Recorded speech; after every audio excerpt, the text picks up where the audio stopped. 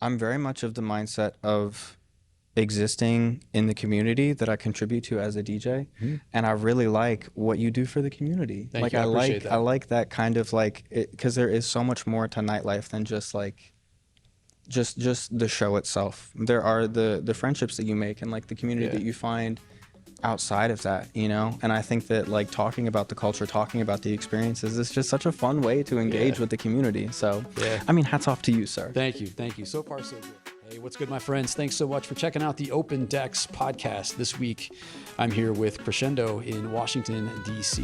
Krashendo, welcome to the Open Decks podcast. Thank you so much for having me, man. I'm so excited to be here. Thanks. Thanks for reaching out and making this happen. And like I said, we're like Ryan, who's not on this one today, you know, we're excited to talk to more people in and around DC, especially kind of outside of our like every day, every week circles out in Northern Virginia. And so, yeah, man, just really excited to talk with you. And with that, like, yeah, tell me how you got started here in DC.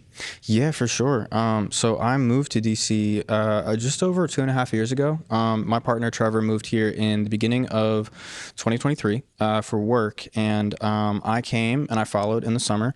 But in like that period where he was living here and I was still in Philly, I was coming down like maybe every other weekend or something like that to see him, and like also because I wanted to get acquainted with the scene. Yeah. Like I wanted to just, at that point I was purely just a consumer. Like I wanted to just go out and like see what the vibes were. Yeah. You know, like what's good. Did you find any differences right away between like Philadelphia and DC? Like, yeah, I would say that there is more volume in the underground scene compared to Philly, and I think that's simply by virtue of like the musical history of each city. Yeah. DC has been for a while like rooted with electronic music and house music, and like with like we were talking about spaces like Echo Stage that have been like staples in the DC scene for so long. Like I don't know, I think that there are more spaces where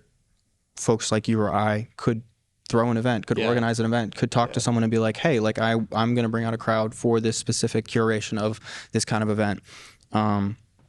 But that is not to say that the scene in Philly is not mighty, because it's a little bit smaller, but it's definitely mighty. Like the what's the word? Collectives there. There's like many different kinds of collectives that are doing awesome things, like Solar Sounds or Realty Records, like I already talked about. All My Friends DJ is something that I think I haven't been hip to for a hot minute, but they just popped up on my feed and they're doing great things too. Yeah. It's Philly's. It's not a city I've spent much time in. Haven't performed there. Really, I don't think I've ever been to any shows there. But it's interesting because I mean, Philly is the 5th largest city in the U.S. and DC is by comparison a much smaller city. But I think one of the things that DC has going for it that's unique, not just in comparison to like Philadelphia or any other one city, like it is a uniquely international city where you've got a lot of a lot of people who are able to bring music from all over the world, and not just like a handful from a given country or region. Like you've got a lot of like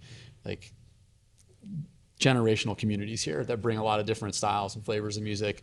And my experience has been that only strengthens and like bolsters anybody else who wants to get in. They see something different, Absolutely, whether it's familiar or not, you know, to their like culture. Like it's, oh, this is different, and it's kind of not like it's not what's normal or what's happening in the scene.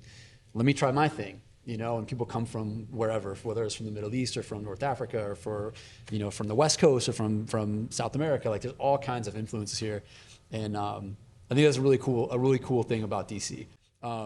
So what are you up to right now? We've just gotten through the summer. I know you've been doing some rooftop stuff, right? You've done all the fun stuff in DC. I've been busy. Yeah. I've been busy. It's been the scene has been, you know, the community's been good to me. I mean, the folks at New Androids have definitely been putting me on. So massive shout out to them. I got to open up for Obscure as part of their Sundown series, and that was incredible because like that UK like tech house like minimal deep sound is like very, very near and dear to my sound. And then recently I got to open up for the Blessed Madonna, and that was very, very spiritual for me, because the Blessed Madonna is such an iconic queer artist, and being able to be in that space and be a queer person of color, like in that space, and just spread queer joy in that moment was really, really nice. I like distinctly remember her first track, like they mixed into Raw's track, and it was just like a kick and like a clap, and then they layered a vocal over it, and it was kind of like they were setting the expectations for the evening. It was like, this is a house of house music. This is a house of love, of acceptance. If you're queer, if you're straight, if you're black, if you're white, if you're Asian, et cetera, et cetera. And like, yeah, I don't know. It was just it was spiritual, you know? Yeah. Yeah, I told you I was bummed to miss that one. She like a few weeks before was on the Will Clark podcast, right? And so Yeah. like, and just listening to them talk about, because I'm pretty sure the Blessed Madonna is from like Kentucky, right, somewhere in the Midwest. Yeah, Or yeah. maybe not from, but had spent a significant amount of time there. And I'm, I'm from the Midwest, and so it's refreshing to hear. Again, I'm just kind of talking about the different like places Absolutely, people come from yeah. geographically, and bringing their sound. And yeah, I thought it was like just a great story. And Will Clark does such a good job with his conversations. Like, Oh yeah. yeah. So I can I love the way he just kind of he's able to like drop his experiences in with his own like dry kind of delivery. And Yeah. then, there's people like, I always had like Nick Fanciulli and like just other people who are like just massive names in this industry. And anyway, so the Blessed Madonna, this was probably a couple weeks before the New Androids event, and I had it on my calendar, and then it got conflicted, and I was like, come on, man. So next time. There's always another one. There's always another one. Speaking of like the UK like tech house sound, the next like big show that I'm really excited for is Omar Plus in January. Omar Plus, like, I don't know, I really like his music. It's that UK deep minimal tech house sound, but infused with that smooth, sexy R&B. Like, he has such a great voice, and he does such a good job with whatever vocal processing he does. I don't know how he does it, but it sounds really, really good. And like, I don't know, that's something that I definitely want in my music. I linked up with a friend from college who we met on a dance team, but he is also a singer, and he recently put out an album, Solamente, and it's very good. And so he has a great voice. So I'm hoping to make something kind of in that same vein, but with the crescendo spin. Of course. How much have you been like making your own, like producing your own music? I've been doing it now for about 2.5 years. I mean, of course, for the first probably year, I was making Mario Kart sounds, cause I don't know, I'm very much of the mindset, like, I want to be a nerd about it. Yeah. I want to understand the sound design. Like, there is no shame in the game whatsoever for using samples, and I will absolutely use a sample to death for sure. But when it comes to like, I don't know, the bass line, or like making like lead melodies out of synths, or understanding like how to create like chords with pads and stuff like that, I wanted to do my homework. So, I mean, I've been doing that. I've been putting in like the 10,000 hours and stuff, and within this past like 6 months or so, I've started getting to the point where I am ready to start playing these tracks out, and I have played a couple of them out. Have you been like sprinkling them in here and there, like here and there, here and there, because I'm very much like in the vein of being a nerd about it. I'm choosing to mix and master it myself. Like, I want to be in control of the whole product. That's awesome, man. Yeah, of course. Yeah.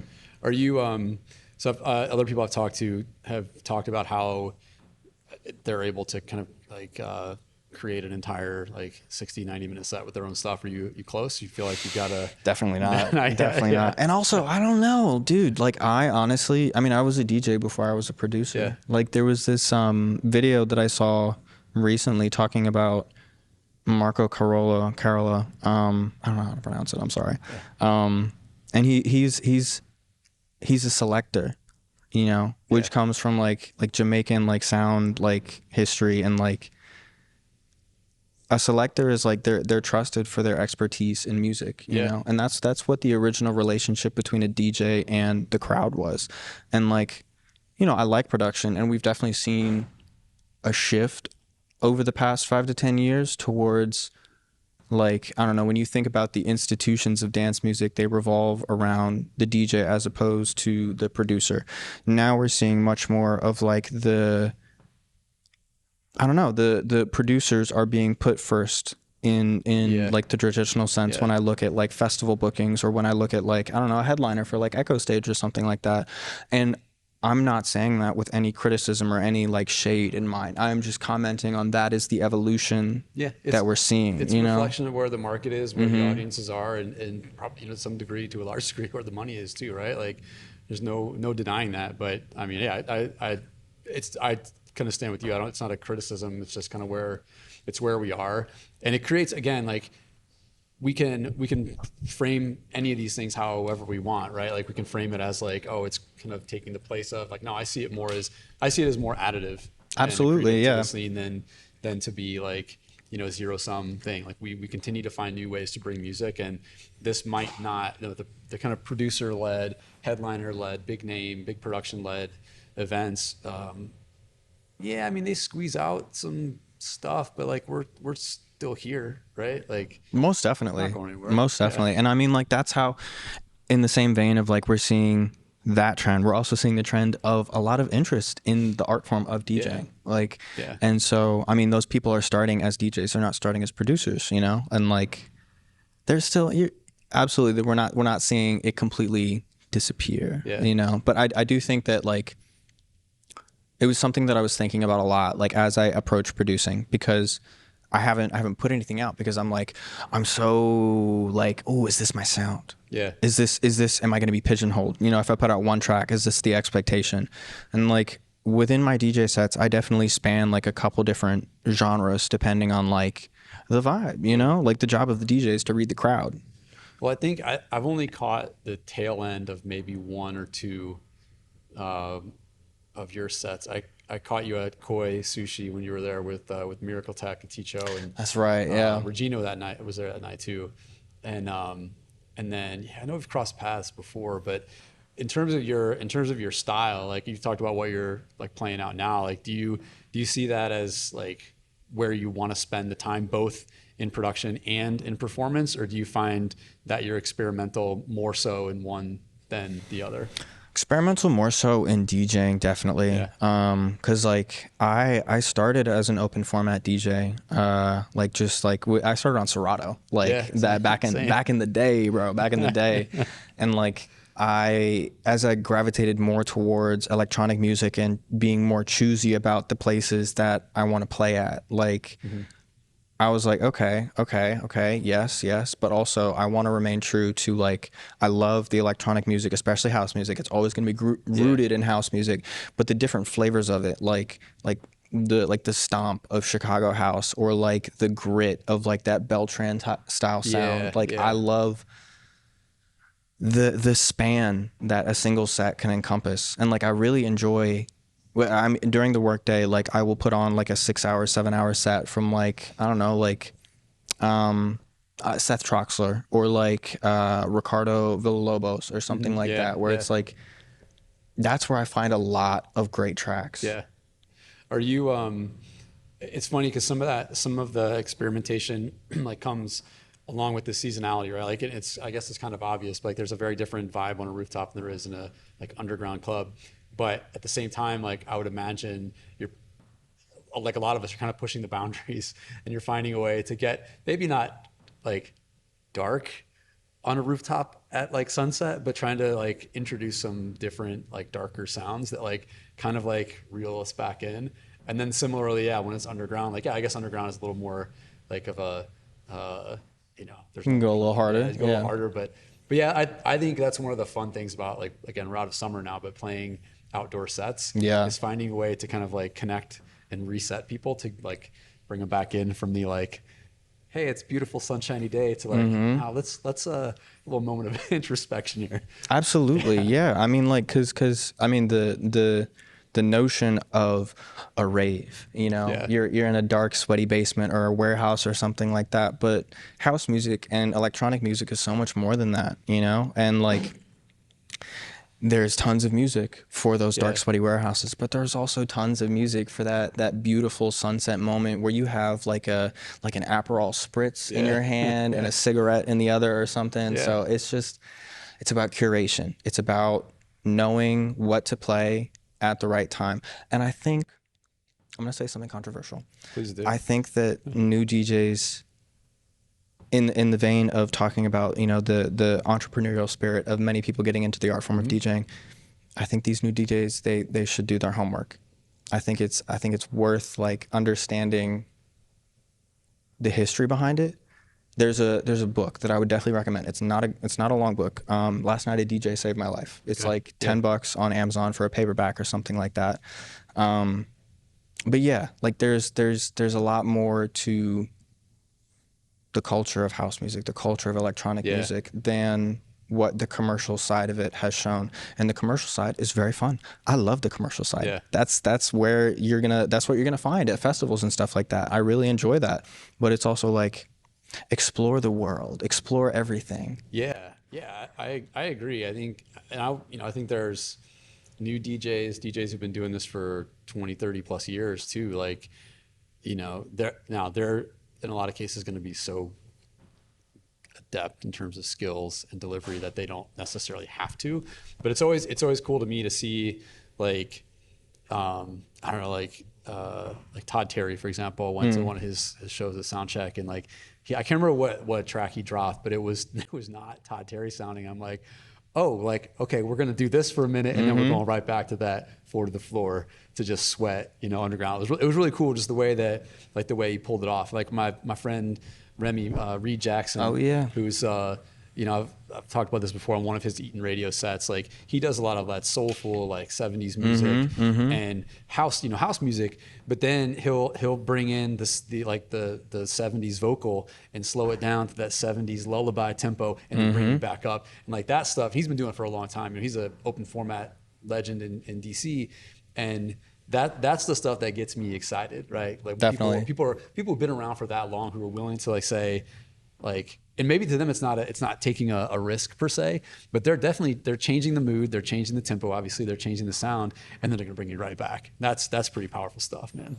It absolutely is. There's another DC legend that I have seen quite a few times now, and every single time he doesn't miss. Misha, he is one of those folks that when I see him spin, he has complete control over the hardware in front of him. He knows exactly what every single thing does. And like, another person who has that same kind of mastery of the hardware is Special K. I love watching both of them spin because I learn something new every single time. And like, that's another thing about doing your homework. You got to put in the reps. You got to put in the reps on that hardware so you can have the muscle memory to take risks, to push the boundaries and play different things. Because if you don't have the muscle memory, you're not going to have the confidence to try something crazy. Because like, again, going back to like being able to read the crowd, you got to be able to recognize when what you just played wasn't it. Yeah. You got to be able to rebound from it and like find something new there. Yeah, one of my favorite DJs from Philly, DJ Candalas. I think, oh God, was it her or was it? I'm gonna say it was her. She said play. Actually, I don't know if it was her. I think it was my friend Terrence. I think he said play 2 songs. No, hold on. Play 1 song they do know. Play 2 songs they don't. Yeah. And it keeps them engaged, like, and just coming back to the dance floor, because you also want to give the dance floor a little rest time. Absolutely. It's so underrated. I really, again, like I think part of what kind of prevents us and some newer DJs, and again, like I say us, but like, let's be clear, he's this more advanced than me by a mile and a half. Flattery, good sir, flattery. But I think sometimes we get wrapped into these 60-minute sets, right? Yeah. When you got 60 minutes, you're like, I mean, for me, like I need 45 minutes just to like get into the groove, like, I want 3 or 4 hours, right? Like, and I can understand the desire to like bring as much as you possibly can in that 60 minutes and impress. Like right now, it's instant gratification, all that stuff. and it probably keeps a lot of those moments from happening. A lot of that, like, play one they know, two they don't, whatever. Like, and but when you know, when you get it right, especially like I play a lot of different style of events. I play a lot of like open format style crowds and mainstream crowds. And when you get them going and you drop in some deep cuts that they and you know you don't know them, but they're still like vibing because you've been playing a couple like tech house remixes or whatever. That's when you're like, all right, we got this. You know, you feel it. And I'm sure even more so when you're in a house music crowd and you've got a couple familiar tracks out there, and then you bring in a couple deeper cuts and you keep it going. Like that's got to be exhilarating. It definitely is. It definitely is. Especially when you play that deep cut and there's one or two folks in the crowd that like go crazy because they know it. They know that what you just played was like, that's ball. That person knows ball. You know ball. Yeah. Like, yeah. Yeah, it's powerful stuff, man. I the same way when I'm in the in the crowd, like, or at the bar or wherever, even at like restaurants now, sushi bars and pizza joints and all, music everywhere. It's great to hear somebody who has like the ear and the adventuresome spirit to play music that is like a familiar feel, but not a familiar lyric or familiar sound entirely, right? That's really cool. Tell me about how you got started with New Androids, and what you're trying to do with New Androids going forward. Yeah, for sure. So when I first moved to DC, I was going out to all of the well-known spots: Echo Stage, Soundcheck, Flash, and like, of course, gay bars on U Street, because that's where Trev and I like to go. But when I was getting to know the scene a little bit more, and I was getting hip to things like, I don't know, like RA or like Shotgun, or like tapping into specific like event organizers on Eventbrite, or like Posh or something like that. I found New Androids, I think, from Instagram. Or like it was a tag post, or somebody did a collab post or something like that. And I was struck by it. I mean, the first thing that struck me was their bio. I think it was like, we're all a weird little family, come join us. And like, I don't know, that I liked that. I liked that a lot, because like, I'm weird down to the bone. Like, I'm definitely like, I think that's part of the reason why I love music and why I'm good at it, because like that weirdness, I think, is part of what makes a good artist. Yeah. Sure. Like a little bit of edge, a little bit of unfinished edges. And so, yeah, I started going out to the shows because they were booking like really cool underground acts that I really enjoyed. Not even underground, like they were booking big names, but they were also, because they had the wide array of spaces. Like, I could go to Vera one night for a more intimate kind of vibe, and then I could go to Culture for another more like in your face kind of vibe, and then AI Warehouse for over the top in your face kind of vibe. I was like, damn, this is a really cool community. And so, I mean, I did my homework. I started tapping in. I started following the residents. I started saying, okay, these folks have their own shows. I like this person. I like their music. I'm gonna go see their show. I'm gonna connect with them. I'm gonna. I always like, I go for it with the intention of friendship, but also keeping in mind, like, I want to put Krashendo, me, in a position for success. And I mean, the community aspect of it, I also really enjoy, because investing in the community that you exist in, they'll invest back in you. Sure. And so, they put out like an ambassador program, like late last year or something like that. And I immediately signed up, and I reached out to one or two of the folks at New, and I was like, hey, I filled out this application. I'm super interested. If there's anything that I can do to, like make this happen, just let me know. And yeah, so like I'm an ambassador with them. So through that, I've gotten to do really cool stuff. Like, I got to help out with like the set build and breakdown for Anjuna Deep. Like, that was really fun. And like helping with like social media stuff, and like helping like with like the pop-ups that they do every now and again.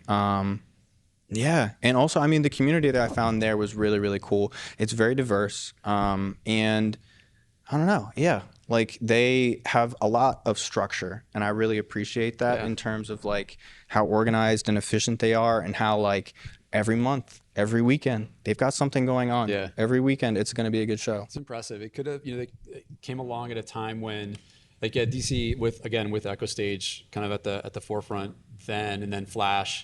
right? Like you had two really kind of high end, top tier venues, different, different spaces in the market, so to speak.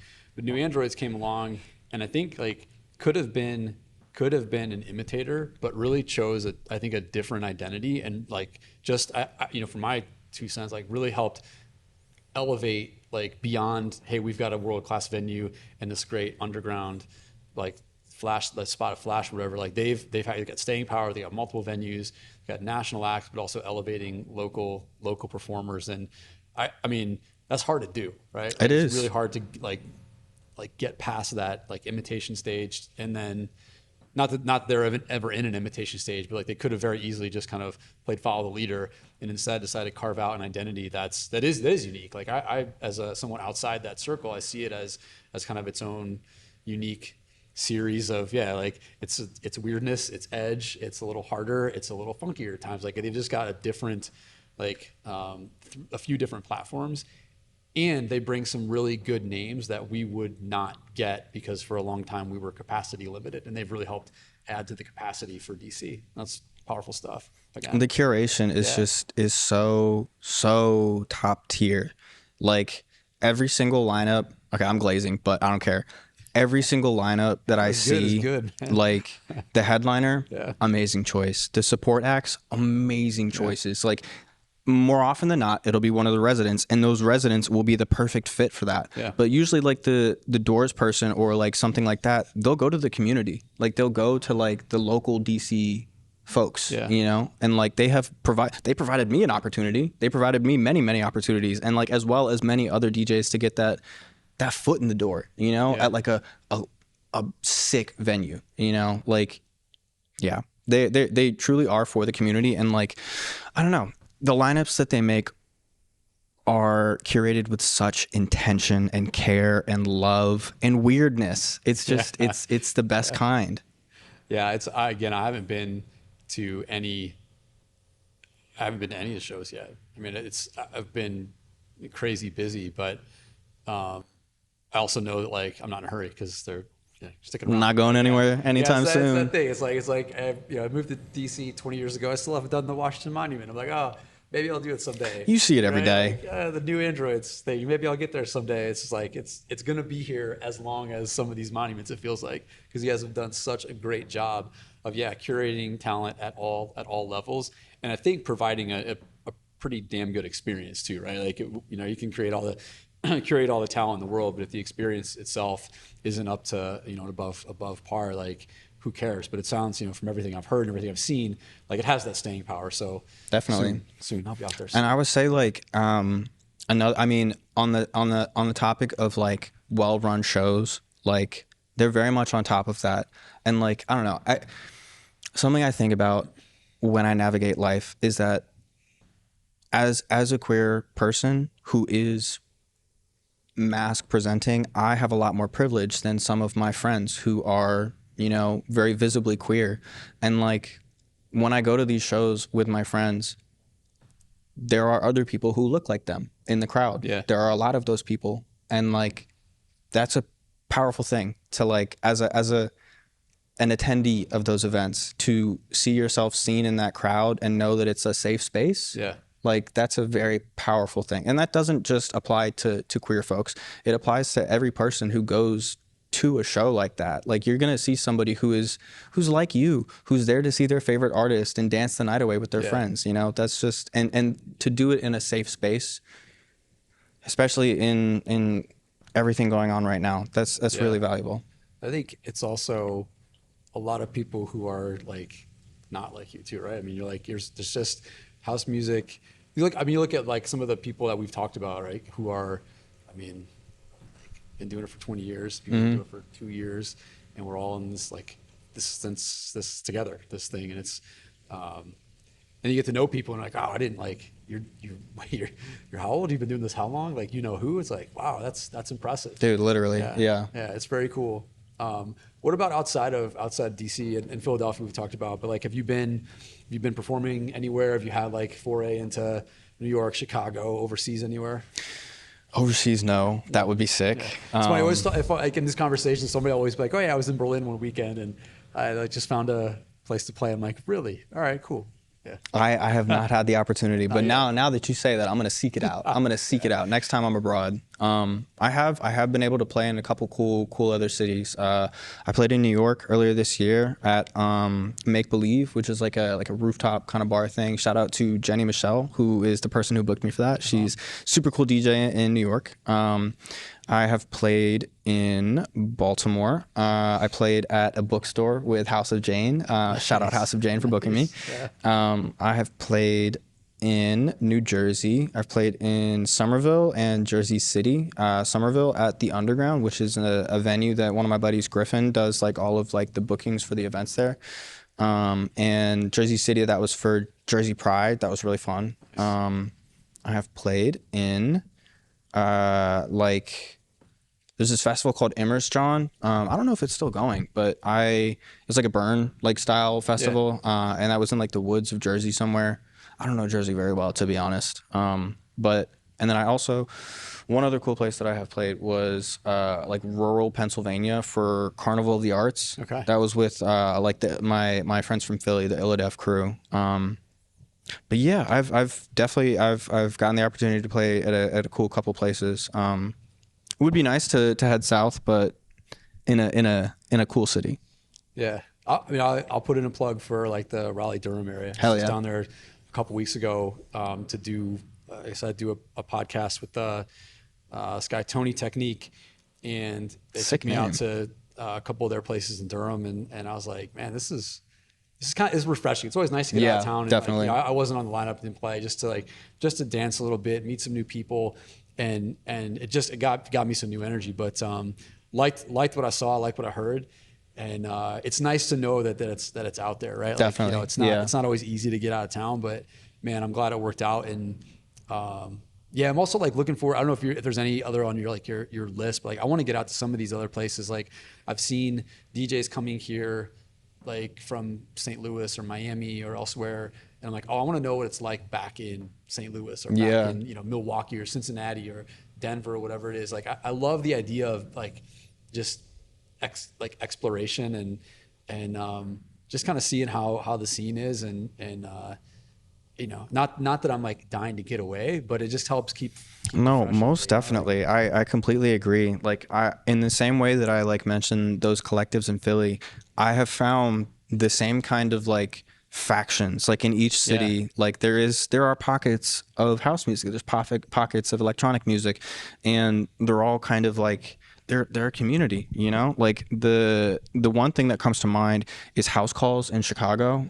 They are like, they're I guess a collective is the word I would use. Okay. And they book incredible acts. Like, and when you think about Chicago, they have spaces like Spy Bar or like I'm forgetting that really big one, but they have a lot of wonderful established places for electronic music. But House Calls has been doing it like not pop-up style. I don't know if it's pop-up style, but they do it in different spaces. And I remember there was one they did where they brought Obscure on St. Patrick's Day or something like that. And St. Patrick's Day in Chicago. They're from Dublin, so that looked like a sick show. And Raw Cuts from New York. I don't. They're similar to New Androids, similar to House Calls, but different in their own lane. Okay. They have been on a tear this past summer. Like they have been booking incredible acts, and I will say that their online presence is top tier. I think that is probably what has contributed massively to their success, is their presence on Instagram, on TikTok, and stuff like that.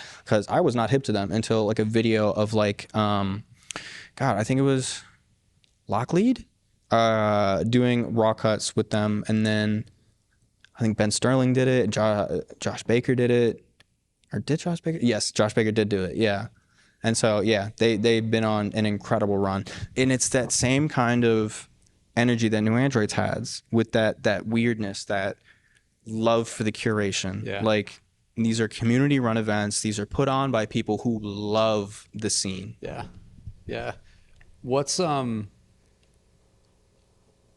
this is a generic question a little bit, but like, what's one of the like challenges that you think our scene in DC is up against right now? I think that probably one of the challenges that I faced was breaking through as someone who didn't have any name recognition. Yeah. It took me a while before I was able to get on a lineup with like a bigger name. And so I think that like carving your own lane and making yourself known within the community in a natural, organic, non-thirsty or like clout chasey kind of Yeah. way is difficult. Because that's always, like I said, that's always how I try to approach these interactions, like with with intention and with love for the community and for the scene and Yeah. for what we're doing. Yeah, I mean, I hear it's a good reminder, right? That like, I think to a lot of people that this is not doesn't have to be. I'm not going to tell people what they have to do or what they can and can't do, but I think it's not always a straight line, and it's not always like a quick like the fast lane, right? There's something to be said for having staying power, like that authenticity, and like going like I'm sure you've had all along like reasons why you're doing it in the moment and also reasons why like you're doing it for next week or next year and so on. And I think a lot of times we get caught up in I want to throw a great party tonight and have great music, bring a lot of people and have a great time. I'm like, yeah, that sounds awesome, but like repeating that over and over and over is one very difficult, but also like it's crowded here. Like it's really Yeah. hard to do that here because we are a crowded like we're a crowded scene. Yeah. And yeah, I think getting that authenticity and that consistency, yeah, it's certainly a challenge for a lot of people. But what's so let's go back to the production for a minute. 'Cause I'm curious what you've got kind of planned for your like for your own music next. Like, are you sending stuff out to labels? Are you still just kind of producing and playing for your own? Like, what's I'm actually it's divine timing. I just finished up a track that I am hopefully going to send out to some UK folks. I'm not going to say any names because I don't want to jinx anything. fair enough? I am feeling good about this one track that I'm sending out. Yeah. With the music that I make, it definitely has that like gritty, bouncy UK, like bassy kind of vibe. But I also draw a lot of inspiration from like pop culture and social media. Yeah. Like I love like a fun, sassy vocal. Like I don't know. There's gosh, like most of the stuff that I would try to put in it is like niche to like the queer community. Like if you know like a certain like iconic funny like soundbite from like I don't know like Real Housewives of Atlanta or something like or like from RuPaul's Drag Race or something like that, like those moments I find are very funny and create a lasting connection with the person who's listening to it. Like I don't know, there's one track that I think that does that really well. There's I think it's Luke Dean. It's his rework of Cat Lowe's I Just Wanna, and it's just like it's such a fun, flirty vocal. Yeah. Like it's just so fun. Like I love like I don't know. Serious vocals with like those robotic sounds are super fun, and like I like those a lot. But what I'm definitely drawn more towards is like that natural, organic, like kind of vibe. Like the one of the tracks that I'm making right now, like I like to put in like human elements to it, like a laugh or like a breath or like crowd noise in the breakdown just to like fill it out, you know? Yeah. That's really cool. Do you find that there's so like we talked about like the new Androids community in terms of the events and the product like the event production. Do you find that there's a different community on the production side, on the music creation side that's also there for you, or has it been like harder, or just how does like creating community within like the music production compare to the event side of things for you? I would say that the people who make music, like making music is a very personal, solitary kind of thing. Like it's nice to make music with another person for sure, but like you're going to be doing most of it by yourself, you know? Like, and I mean, some people want to guard their secret sauce, and by all means, you have every right to do that. That is your sauce. I don't want your sauce. So I can sense that energy, like when I'm interacting with folks and like when we're talking about production. And I'm also not going to go out of my way to try to work with someone, like, period. Like, if I don't foresee myself having a good time with you, just like as a friend, like working on something, like why would I want to spend time with you? Like this. Yeah. I knew I would enjoy having a conversation with you about this. Thanks, man. Appreciate that. Hell yeah. Like, I don't know, one of the folks that like I have sent music to for feedback, because I'm like, okay, I really trust your ear and I trust that you're going to give me good advice that will help me get to a better product. Zatek, Gino, my other buddy, Noah Odessian. Those are folks that like, I know, like,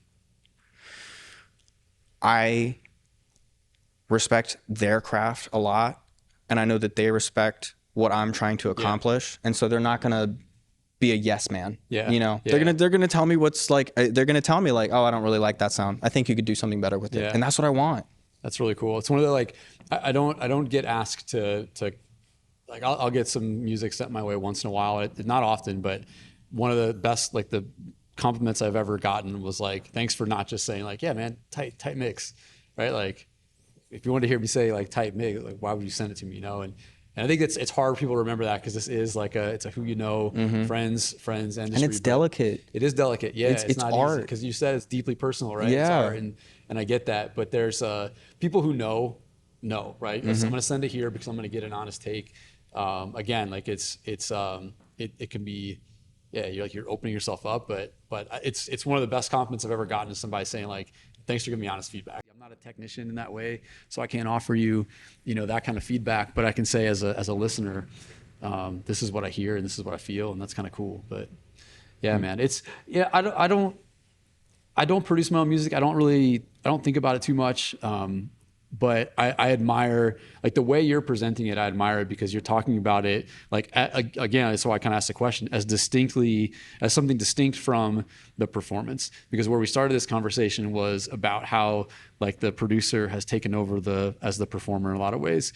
And it sounds like to me you've kind of kept I don't want to say it's a non-permeable barrier, but there's the music I want to make, and there's the music I want to bring to the dance floor, and they may not always kind of find their way to the same place at the same time. I think that's kind of cool. Absolutely. Yeah. I mean, as an artist, you should have versatility. Like, if you put out an album, it shouldn't all be bangers. I mean, okay, well, to be fair, if you put out an album of all bangers, more power to you. But like we were talking about, like the journey of storytelling, of music, of art, and like, yeah, I don't know. I mean, I've approached production a lot like I approach, like, I mean, any art form. It's a labor of love. Yeah. Like, I really, really enjoy doing it. Like, I enjoy nerding out about it. Like, I mean, that's why I'll send it to Zatek or to Noah. Like, I want them to tell me, like, what did you think of that snare? Yeah. What did you think of that hat that was panned slightly to the left? Do I need to pan it a little more? Or like, I don't know. It's like learning a new language. It's learning a software like that it's a labor of love. Yeah. The learning curve is so steep, and it makes you want to give up so many times.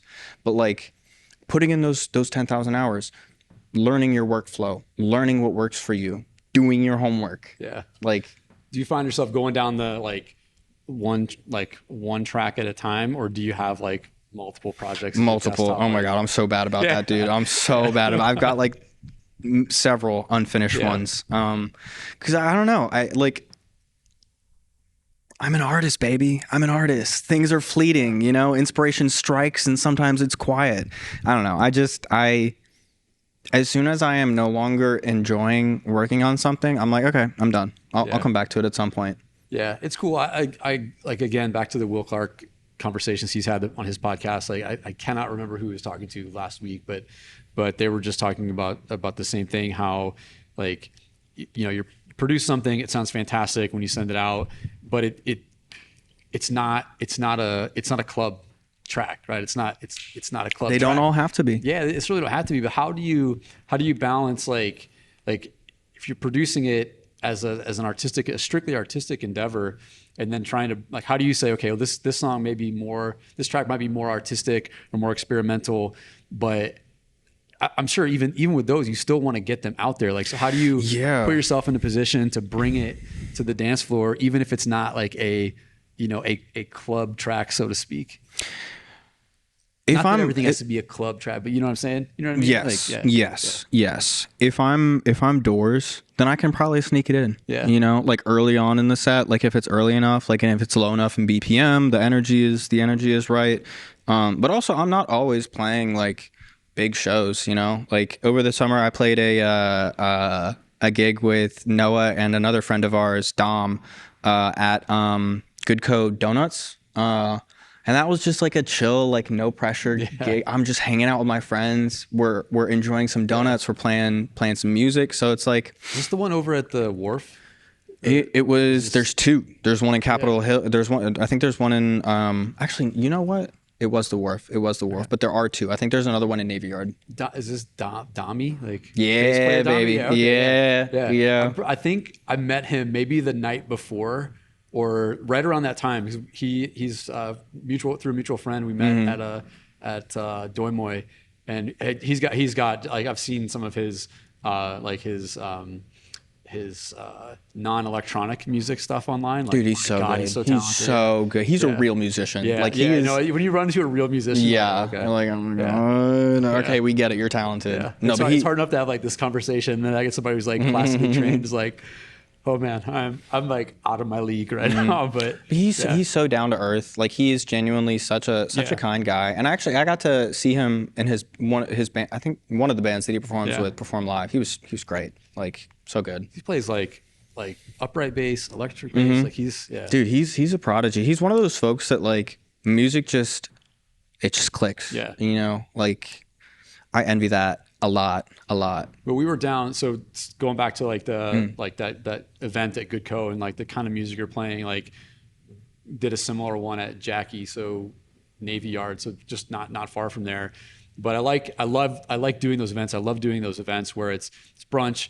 It's a little lower risk, right? Definitely. Like I appreciate that restaurants and establishments will invest. Absolutely. In music. I love it, but it's a little low risk in the sense that like you've got a few hours. Like we were saying earlier, you can feel your way through it. You can be a little experimental. You have a more intimate connection with people there, and those, and you know, more and more of those like 3-4 hour whatever they are. Those are rare. So definitely, whether it's sushi or donuts, I'm in.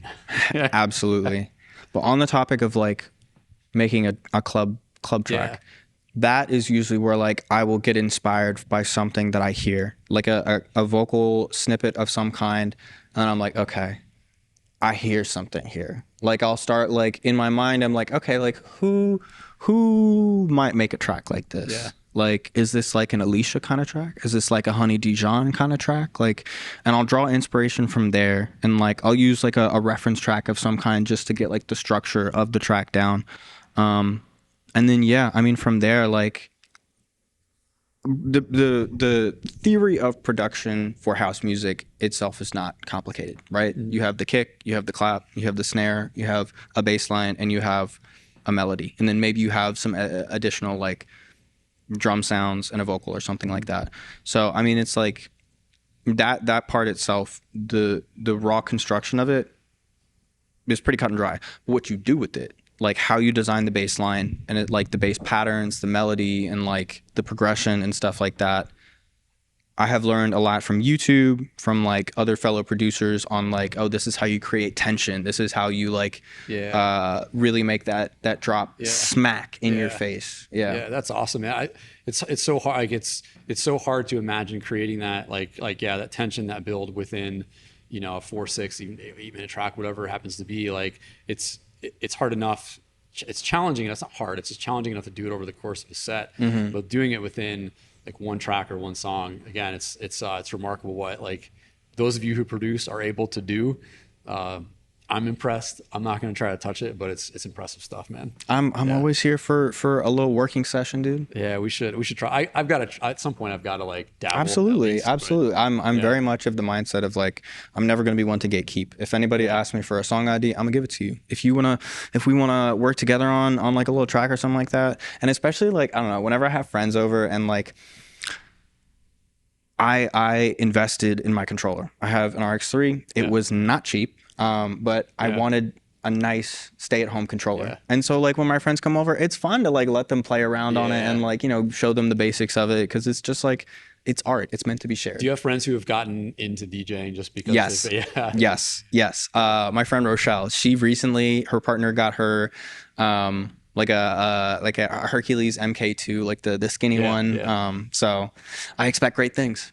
Awesome, man. Well, that's yeah, it's really good talking to you, man. I really, like I said, I appreciate you reaching out and stopping by our open decks a few weeks ago, man. That was really cool. I know it's like right around the corner, but it's always something that people talk about when they talk about open decks. It's like, oh, it's newcomers first, and I'm like, yeah, that's great, but I see it as an opportunity. You know, when people like yourself show up and other experienced DJs we've had who are well known pop in, I think it gives everybody a little extra jolt. So like, again, thank you for popping by the open decks too, man. It means a lot when you Dude, stop in. you're gonna make me blush, making me think I jolted people. Nah, dude, I'm never gonna be too big headed for something like that. Yeah. Are you kidding me? Like that's how I got my start in DC. The first place that I played was a deep tech open decks. Yeah. So I have so much love for open decks, Yeah. and like you creating that space for folks to use industry standard gear, that is so rare. Like even my controller, it's an all-in-one unit. It's different than walking up to 2 CDJs, you know, and then like having the RMX, being able to practice on that. So it's just like, you're for the community. Yeah, it was fun, man. We did a bunch of open decks last year, and it got kind of cycled out. But like this year, try to do about once a month, and the response has been much better at once a month because, like, you know, I'll see the same 6 people every single time. Yeah, and I love those guys. Love all. Absolutely, of them. absolutely. But it's like, all right, man. Like, let's make some space for folks who maybe couldn't make it, you know, on that specific date. Yeah, and we've gotten people who've shown up and been able co-hosting it with like Cafe Disco, Coffee Club Social. Those guys, like they do a lot more events, certainly more high profile events than I do. My stuff's more, you know, again, always. They've been working.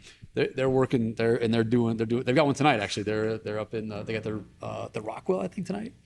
Good spot. But they bring something that I really value, which is like that personality, that flair. Oh yeah. And Reed Jackson, Remy, like his 20 years of experience with, you know, whatever I do, which is just I just want to do it. I just want to work. I just want to do the work.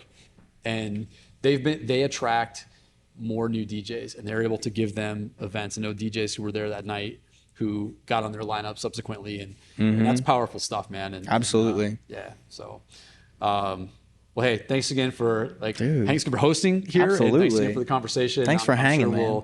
We'll see you out there again soon. Very soon. Tell us where to find you on socials, SoundCloud, etc. At DJ Krashendo on Instagram, Krashendo on SoundCloud, and Krashendo.mp3 on YouTube. Beautiful. Awesome, man. Thanks again. Hell yeah, man.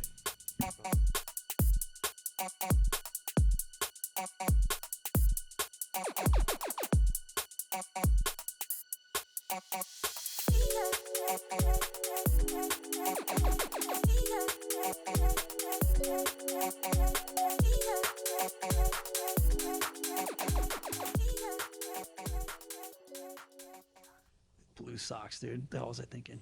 Nah, dude, I was admiring them. I love a colorful sock. Street fighter, call a man Ken. Done hunting aliens, call a man Ben 10. I'm 10 out of 10 with my pen.